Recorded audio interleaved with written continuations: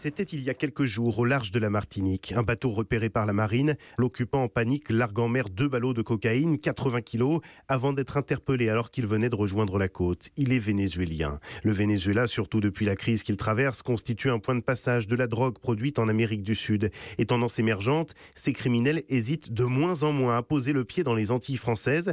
C'est ce que constate le commissaire Jean-Damien Moustier, en charge sur place de la lutte contre les trafics de stupes pour la police judiciaire. Avant, on avait affaire à des intermédiaires des îles voisines de la Martinique ou de la Guadeloupe. Là, on a de plus en plus directement des Vénézuéliens. Peut-être que ces organisations criminelles viennent pour négocier leur cocaïne, pousser leur part de marché jusque dans nos territoires. C'est le côté un petit peu inquiétant. Ce sont des gens qui ont des pratiques assez expéditives et assez violentes. Et ce serait sans doute pas une bonne nouvelle pour la sécurité publique de nos territoires. Ouais. Il y a un an, à Fort-de-France, un commando armé a fait évader un gros poisson sud-américain. Dans la zone Caraïbe, les Antilles françaises, ajoute le commissaire, sont une sorte de hub. Avions, cargo, les opportunités d'y faire transiter du stup en font un spot privilégié.